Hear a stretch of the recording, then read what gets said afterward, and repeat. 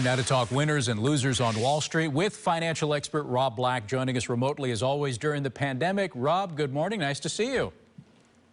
Good to see you. Good to see traffic out there. It means the economy's coming back, right? Right. Yeah, and good to see the numbers back in the green, too, across the board. Looks like we've got a nice day, at least to start with, on this Thursday morning. Yeah, we're still looking like a down week, maybe an up day, maybe an up quarter. Depends on what time frame you're looking at it. But first day in 4 days where we're up, a little bit of it has to do with tech rebounding, maybe buy the dip, maybe holding kind of the line in the sand. Federal Reserve said yesterday that maybe we need to start tapering a little bit, which means higher interest rates, higher inflation, higher taxes down the road, all headwinds for a stronger stock market. But we'll deal with that later, even though I think that's a truth coming sooner than later. Jobless claims were 444,000. That's a good number. It's a bad number pre-pandemic, but it's a really good number because we're getting close. Under 400,000, I'm going to be like, woohoo, pandemic's over as far as jobs go. Bitcoin up about 7% today. What a roller coaster. Down 50% from its all-time highs, down 40% for the week, but up 7% today, back above 41,500.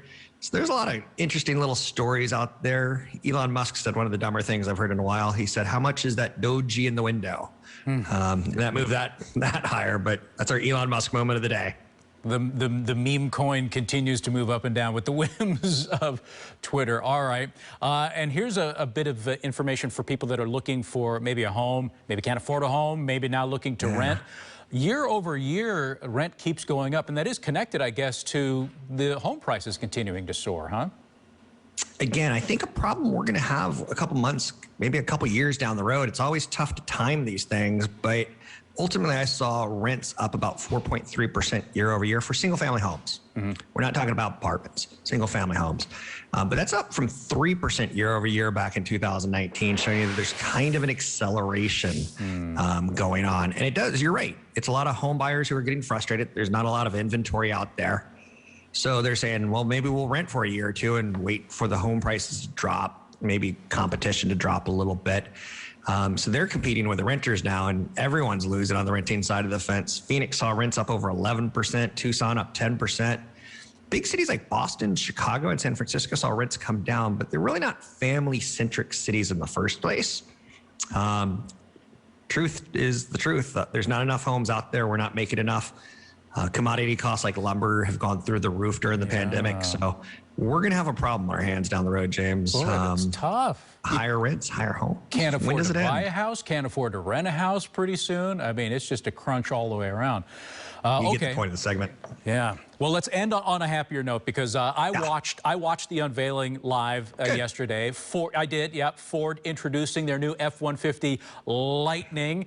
I had visions of from Greece Lightning. I mean, they were really selling this. It looks cool. Yeah, and they got 20,000 reservations right after it. It doesn't look as cool as the Tesla Cybertruck or the GMC Hummer, which are considered to be niche. The story here, James, in my opinion, is this is going to be the first electric vehicle that's made for Montana, for Michigan, for Louisiana, for some of the more rural areas. We know Palo Alto is going to be the king of electric vehicles. We know that. We know Tesla's going to do well in California. We know that. But how about trucks? Now, here's the fascinating thing on this. The two trucks, one's going to be 230 miles per charge. One's going to be 300 per charge.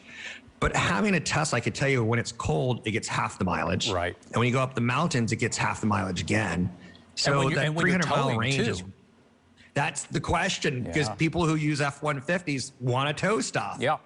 And we're going to see how real those numbers are probably in about a year when we see them on the roads. Okay. But they're supposed to be 130 horsepower stronger, 200-pound more torque. What else can I throw out at you on this one? Oh, profitable right out of the gate, because unlike Tesla, they're going to keep using the same old Toyota truck bodies. They're just going to put batteries in them. And the Ford truck bodies. The Ford truck bodies. Yeah. What did I say? Toyota. Oh, yeah. I got Toyota on my head today. I did that earlier on radio as well. Yeah. But it's going to be an interesting product to see if real America wants electric vehicles. There's a market out there because, the Cybertruck's too futuristic looking for a lot of middle America that just want, I know what a truck looks like. I want a truck to look like that. And if it's electric, maybe I'll give it a try if it looks like a truck. And this fits that bill. Yeah, it's to be the big question on towing in mountain conditions and cold conditions. Can it hold the charge? Because That'll be the question. towing is a killer. It's a killer in Teslas. The more you load it up with weight. Yeah. All right. Well, we'll see. Thank you very much, Rob. As always, more and more entries now into different parts of the EV sector. Fun to follow. Let Rob know what you'd like him to chat about. We'll see him again Monday, so it'll give him a chance to put some information together for you. So reach out to him on Facebook, on Twitter. You can email him directly or connect with him on our website at kron4.com. And we'll chat with you Monday, Rob. Thank you.